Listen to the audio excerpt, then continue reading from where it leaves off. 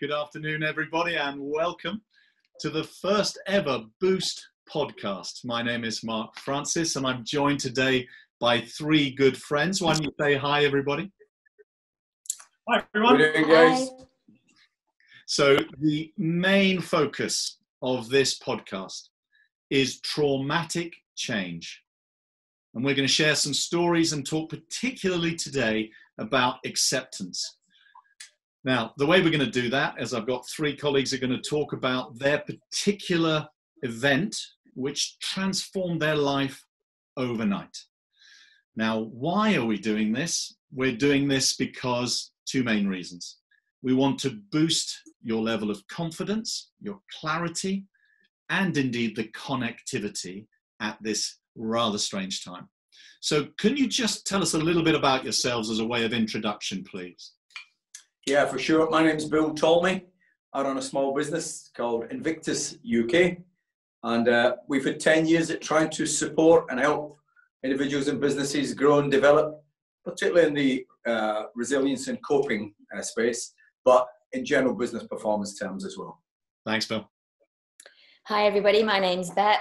Following a 20-year corporate career, I also set up a business called Thrive 365, again focused in the resilience space, following a lot of my personal experience as well. And that was Thrive 365, was it, Bep? It is, yes. Wonderfully relevant right now. Bep, I love the name. I love both those names, Invictus and Thrive. Mark Stabina here, former professional rugby player of 12 years, played in Australia and then Europe. I ended my career with a serious neck injury 12 years ago. Well, actually it was 10 years ago now, and just been reinventing myself and taking on the next phase ever since. And I started Winning EQ, which is very similar to the other two businesses, helping predominantly athletes and now business executives and leaders with leadership and high performance.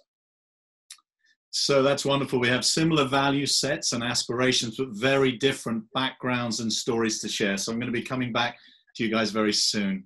Before I do, I'd like to take a step back and share, how did we come up with the idea of a Boost cast? Where did this come from? My business is called Uspire, and our raison d'etre is to create and develop the finest commercial leaders in the world. That's our focus. And we were together just last week on a virtual call like this, and we said, what should we do right now for the community? What's our approach and what should it be? And we came up with two conclusions. We need to do something tangible that gives support for people who are experiencing traumatic change. And let's be clear, that's everyone. And the second thing we need to do is to boost the morale of the NHS, the National Health Service here in the UK, which is making such a big difference to those people who are suffering from the coronavirus as we speak. So we thought about that, and we came up with the idea of doing a Boost cast, and we asked for a sponsor, someone who would donate through us doing a podcast to the NHS. And I'm delighted to share with you that very quickly, one of our customers called Edwards Life Sciences, they do medical devices for all 252 NHS trusts here in the UK, have said absolutely they will sponsor these Boost casts. They will do so to a 5-figure sum. And indeed, by the end of May, if the number of people subscribing to this Boost cast hits a certain target, they'll double that sponsorship. So that's amazing. Thank you so much, Edwards Life Sciences. Brilliant. So can I start, Bill? Tell us your story, please. What was the trauma that transformed your life like overnight? The trauma that transformed my life. A number of years ago, following a particularly busy week as a chief exec of a thriving business, I headed off to North Wales, where I hit the foot of Snowdon, decided to go and run up and down Snowdon, the result of which was I suffered a catastrophic medical event.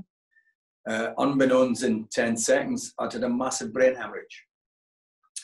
The brain hemorrhage in of itself kind of doesn't matter. Medically, it doesn't matter. What does matter is that a couple of things were incredibly pertinent at that point. One, I was within 90 minutes of losing my life at any point in the next 24 hours. And secondly, I was completely in the hands of a number of people who were either going to keep me alive or not keep me alive. 90% of everybody that touched me was NHS, ambulances, support staff, hospital staff. I'll tell you about that later. And in simple terms, I then faded away to the point of losing my life, and rescued by some paramedics. And without getting into too much medical detail, a brain hemorrhage in and of itself is ordinarily quite catastrophic, very, very small survival rates.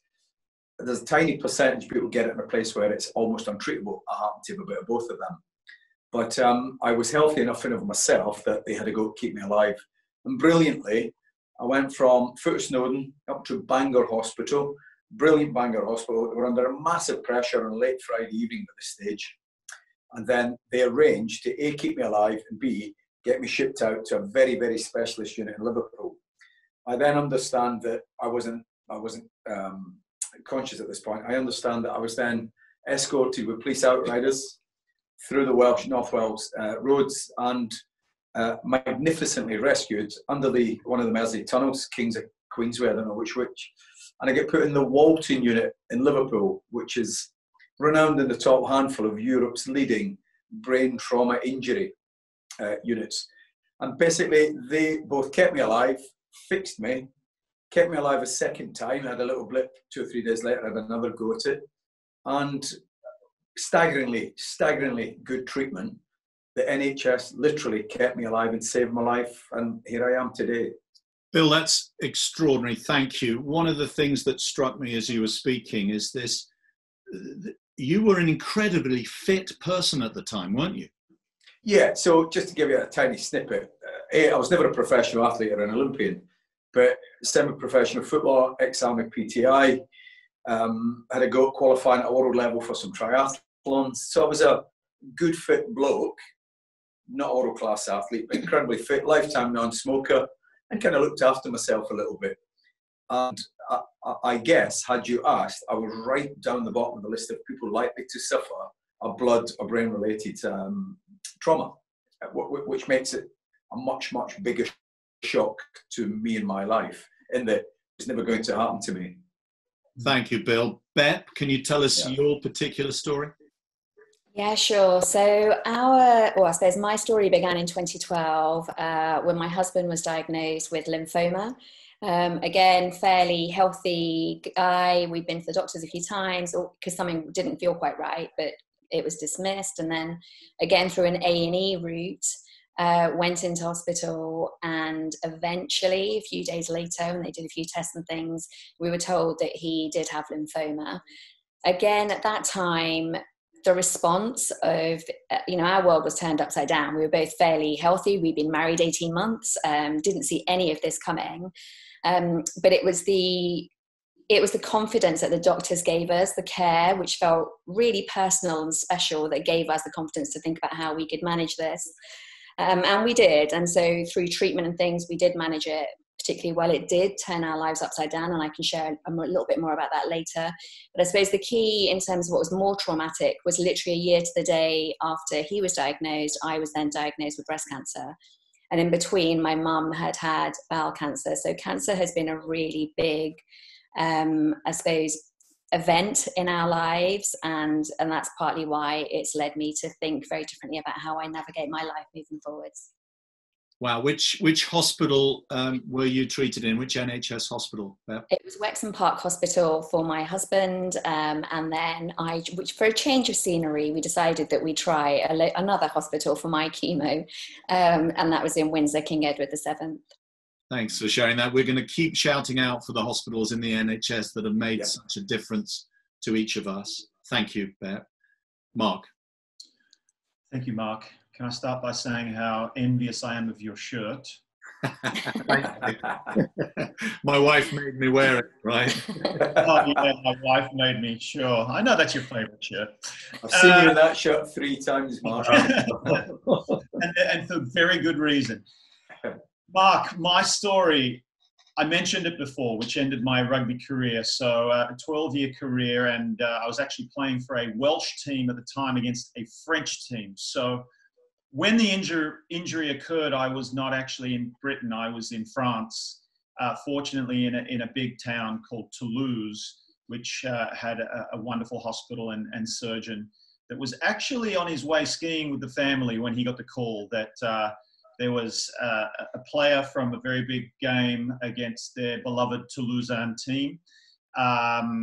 Despite being an opposition player, he cancelled his plans, and I suffered a neck injury at level C4 and C5, which actually rendered me not unconscious, but fully paralyzed from the neck down for at least 25 minutes. So the scariest 25 minutes of my life, as you can imagine, and life-defining. You talk about life-defining. That moment there was big, and I constantly connect to that moment, and I'll tell you a little bit about that later. But fortunately, I was rushed to hospital and operated on that night, where they performed a fusion of my two vertebrae that were cracked because it had pushed the disc into my spine. Didn't sever it, thank goodness.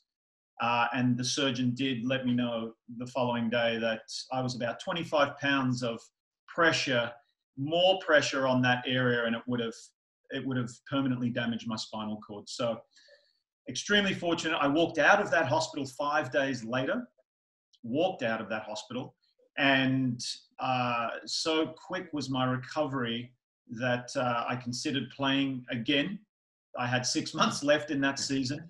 The problem was it left me with a debilitating nerve damage in my arm, which took a good year to even get back to the kind of levels it would need to be to play professional rugby again. I was 32 years of age. It was the end of your career. Say that again? It was the end of your career. It was. I decided it was just, and obviously at that age, I was considering retiring in another 2 or 3 years. So in some way it was premature, but I was coming to the end of my career. I don't know what it would have been like if I was 23 years of age, whether I would have come back or not. I probably would have, but I didn't. Can you give a shout out? When you were at Northampton, I think you had shoulder reconstruction. Which hospital in the NHS would you like to give a shout out to? That neck injury in France was my 8th surgery of my career. So I've definitely had my experience with the NHS, and it was Northampton Hospital. It was a shoulder reconstruction. It was in the off season, and there was no waiting time. The only difference between that and I guess private, which is normally what we would go through with rugby, was that I shared a hospital room with some lovely people, but the care was tremendous. I mean, it felt like I was in a private hospital. Thanks, Mark. We're going to keep shouting out hospitals that have made a difference. When I played rugby, I did something nowhere near as bad as you, Mark. I dislocated my spine, and Lancaster Royal Infirmary completely managed that in a brilliant way. And I was back playing 5 months later, played until I was 42. So Royal Lancaster Infirmary, thanks. Now, can I come back to Bill? Bill, was the theme I'd like to talk about is right now, I think there's a lot of people around the world who are kind of in denial about this trauma. Trauma that has been, that we all know about. So how did you come to accept that your whole world had changed? And it'll be the same question to everyone. Yeah, I think that's a great question and incredibly pertinent to know. And it seems to me that there's 2 phases to this. There's the have you accepted, and if so, what's the evidence you have? So I'll give you my reflections retrospectively. Because I got fixed fairly quickly. I get fixed within 3 or 4 days. So that's like Mark as well, right? Mark said. A bit like Mark was saying. He walked out. Well, the problem I had was that for a big percentage of the time, I was drifting in and out of consciousness. And when I was conscious, I was reasonably cognitive. Unbeknownst to me, that was for tiny little time slots over days. So in my broken brain, I thought I was okay, just not feeling very well.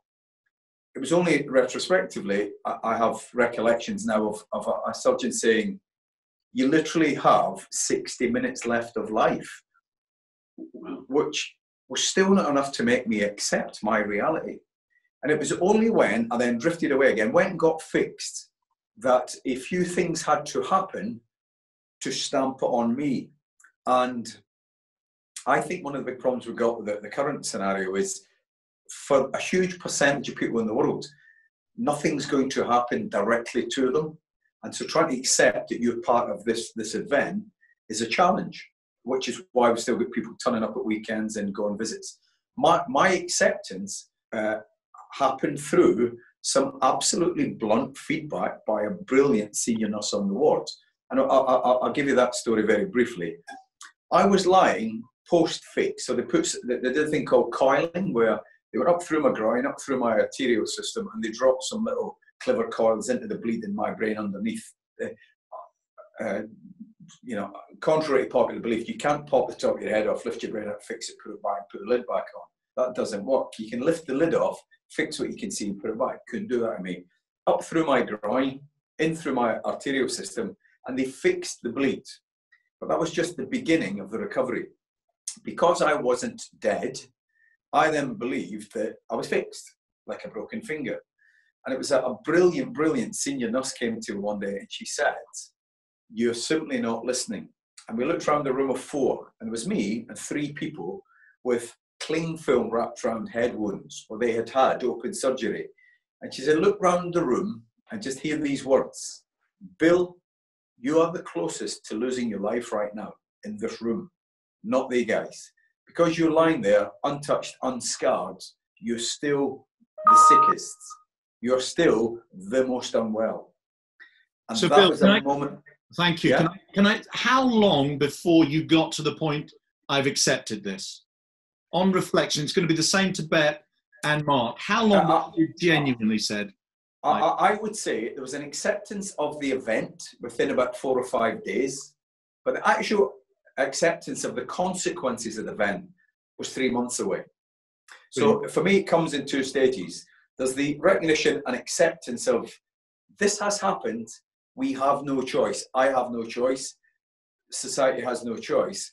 And then there's a period of adopting that reality and adapting. That's stuff we can talk about further on. But I would suggest it comes, for me, in 2 phases. There was an immediate, there is no longer a denial entitlement. You can't say it never happened. Mark broke his neck. Beth and a family suffered real cancer moments, undeniable realities. The second part of the acceptance for me is that you have to say, well, I will eventually grow into a place where I'm willing to adapt to the new reality. So it is a phase of time to be defined. But for me, it was 4 or 5 days, which said, I've dodged a bullet, and then 3 months of, this is the new life you have to lead Bill, because you can't be the old Bill anymore. Thank you. Beth, how long to the point of acceptance? I think it probably took me a couple of years. I went through the motions. I know that actually, as a person, I've learned so much about myself, and I know I use denial to get me through, because I'm not the one. I'm the carer. I'm the one that looks after everybody else. So it was absolutely not possible for something like this to be happening to me. And the biggest wake-up call, I think, through all of that, because I remember saying to my husband, if you'd have been the only one in our family that had cancer, I would have put you on a pedestal for the rest of your life. Whereas it took cancer to wake me up to who I was and my worth and my value, and actually to realize that I mattered. I think that was the first time I really started thinking about what my needs were and what was it that I wanted for my life and things. So, but denial was my coping mechanism. And I had counselling all the way through. I was really fortunate that our local hospice provided counselling. And I think my counsellor helped me come to terms with facing my mortality. So I think having that rug pulled from under your feet of, you might actually die, I couldn't say that to anybody. All of my friends and family, nobody was coping with this. So I wasn't able to share. I wasn't able to be vulnerable.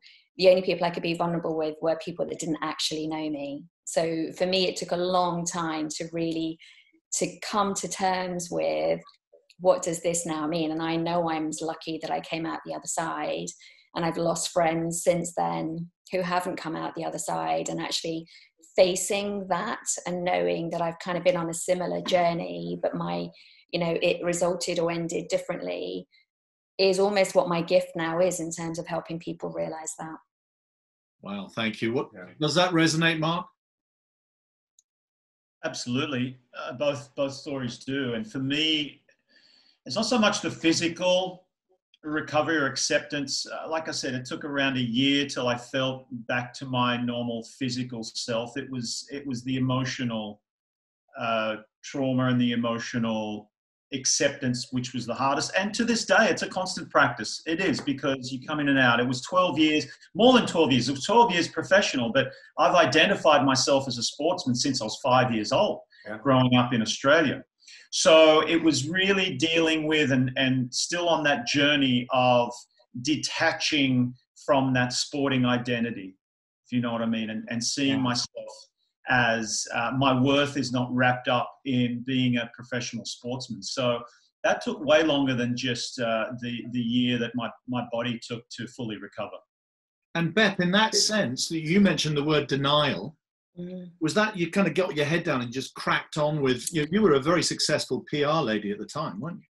Well, I was gripping, I literally wanted to grip onto normality.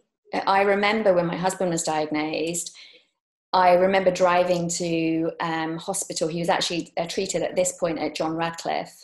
I think we weren't sure that it was cancer at this stage, and he was being treated there, so it was a bit further out. And I remember getting in the car that day and driving, thinking I would give anything to go back to it being last week, where we were arguing over who was going to do the dishes. That just any sense of normality was what I was gripping onto. And so I think denial, and I know that I do that. I have since gone on and had a second cancer diagnosis literally only in November, and I've just finished treatment a few weeks ago. And I know now what I do, and denial for me is the only way that I can get through some of these times. And like Mark said, the emotional impact. So I know I've still got to ride the emotional wave of this second cancer diagnosis. I haven't done it yet, but I know that I will find a way, and I'll find resources to help me through that. So denial. Can I pick up the denial thing, because it resonates such a lot. You get Mark identifying denial as a sports person, Beth as the kind carer, the doer, and my denial was denying that I was the leader, the bomb-proof life leader. Always a skipper at a rugby club, always first off the mountain, always the first PTI to take the risk. And I was in denial that I could no longer be that person, because I knew that I was denying the fact. As soon as I said I was no longer bomb-proof, all the risk element in me had to be surrendered. And I didn't want, because I was the risk taker. So I was denying the fact that it happened to me, because I actually knew the consequence. And as long as I denied it, I didn't deliver the consequence. So I just completely denied it was going to change me. And I lived a bit like Beth said, and I just lived in denial that I was no longer going to be. The whole medical world was saying, Bill, categorically, you will come out of here a completely different human being. No choice, not optional. I just thought different. Complete denial. I point blank refused to acknowledge their brilliance. World-renowned experts. I just decided to ignore them because I couldn't let myself. And it's perfectly normal, because particularly if you're a strong, capable character or a very professional character, it's really, really significantly difficult to hand in the keys. It's just difficult. Which I think that is denial, really... that denial is perfectly valid for a while. At some point, you got to stop. Yes. And I think that's what's happening almost now with everybody, is that we've lost this sense of control. And that's exactly what happens when you have this life-changing event. And we all think we're invincible. I've still thought I was invincible. And so I just think there is something about, at some point, acceptance, like you mentioned earlier, Mark, of at what point do we need to realize that we're not all invincible, that this could actually have an impact on us? I think part of the problem as well is just that at what point does it touch us? And if we take this corona thing around the globe, it is horrendous that a couple of thousand people in Britain have died, but as a percentage of total population, it's a dot, and that doesn't belittle the deaths of those wonderful people who have gone. But because it's not touching the masses, denial remains easy. still not me, which is why we've still got people heading for Snowdon, heading for the Lake District, and heading to Windsor Castle to have a sneak look, because denial is easy, isn't it? It's not touching you. It's not touching your neighbours just yet. So guys, denial bit is important. Bill, I'm going to ask you another question, all three of you, and it's really drawing to a close this session, because we get the pleasure of seeing you again on the next session as a triumvirate, let me call you that. I'd love to get your perspective, because one of the things I get from all three of you is an extraordinary, positive, can-do, let's get on with it attitude, right? Despite what happened. And that's unbelievable. I mean, Bet, given that you had a second bout just a couple of months ago, your spirit is incredible. What advice would you give people who are in denial about a trauma that we're all experiencing? What was the secret that helped you go from acceptance to thrive? If I can chuck out first on that, I moved forward significantly when I went through a little process of, firstly, I decided to open my mind and my ears, and I sought out information. I consulted, I sought out information and content, and I sought to understand it. At the point when I said, I can't change this. So what does it actually mean? I then pursued, which again would be untypical of me. I've obviously the life requirement to understand stuff rather than just, I've never been a good take it at face value. So I dug deep and thought long and hard about exactly what was it, exactly what does it mean, what information can I believe, what information can I maybe believe but think's not relevant, but above all else, how quickly can I filter away all the white noise that was confusing or scaring me? That was significant for me. Does that resonate with you around find answers, learn? Yeah, for me it does massively, in terms of this is what we can have control of. When life is uncontrollable, this is the element that brings back some sense of control. Thank you. And what tip would you give? So for me, and it's taken a long time for me to get to this place, is to be vulnerable and to seek out, again, the support and the help. You know, I've created my own resilience tips or tools that I now know. So I know who I will actually let in to support me and who will give me the support and encouragement that I need without saying, just think positively, because that is really not helpful. But just people that know me, or even, you know, coaches and counselors that can help me see myself differently and let me take my mask off and let me be scared. Let me be really open about what this actually means. This is a time now when I just think there's a really amazing time where we can just stop doing for a while and stop being this person everybody else expects us to be, and actually be vulnerable and allow some of that to come to the surface. And I know that has helped me immensely, when that vulnerability is what I know helps me kind of connect with others. Thank you. Mark? I'm going to say the same thing as these two, just in a different way. For me, it's reflect inward. And another way of saying that is seek, as Bill said, seek wisdom, know who you are. Take this opportunity to reflect inward and find out who you are. In other words, boost your emotional intelligence. And that is a big part of that is self-awareness.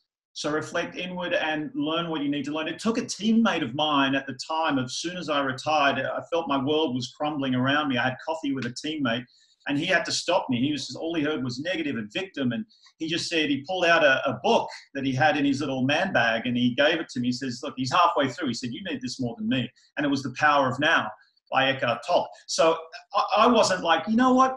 I need to embark on a personal growth journey right now. I was in panic mode, and it took an interruption from a good friend to hand me a book, which then just led to the path that I'm still on today. And it has been life-changing. Just learning who I am and how to have control of my emotions. Wonderful. Can I build on Mark's piece about looking and learn a little bit about yourself? I think it's incredibly valuable. And Babs just said something that be vulnerable, and that being vulnerable allows you to go and look inside yourself, but be incredibly comfortable about who you find.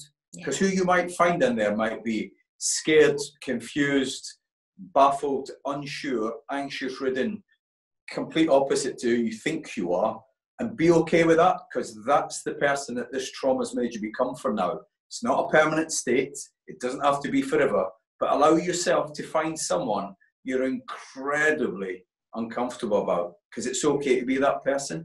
Be vulnerable, be confused, be scared. You're allowed. That's perfectly okay.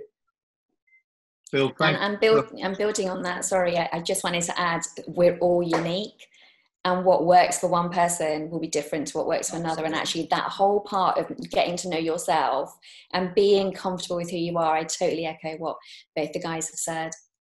Beb, thank you. One final word from me. We get to see you guys again in 2 days, which I can't wait. We'll just carry on the story. I want to just call out one person. The person helping me with the IT here is my 27-year-old son, Ben.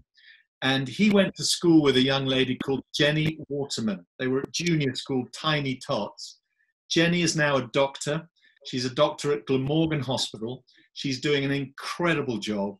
And I just wanted to call out Jenny Waterman before we end this call. So, guys, thank you so much. Extraordinary stories. We'll carry on the story next time. Thank you, and see you next time. Thanks. Look forward to it. Speak soon, guys. And I hope the sun comes out in LA. So in our first Boostcast, we covered the journey from trauma to accepting the new reality and being vulnerable in that journey. Next time, Beb Dhaliwal, Mark Stabina and Bill Tolmie will be joining me to talk about adapting to isolation. So join me on Tuesday.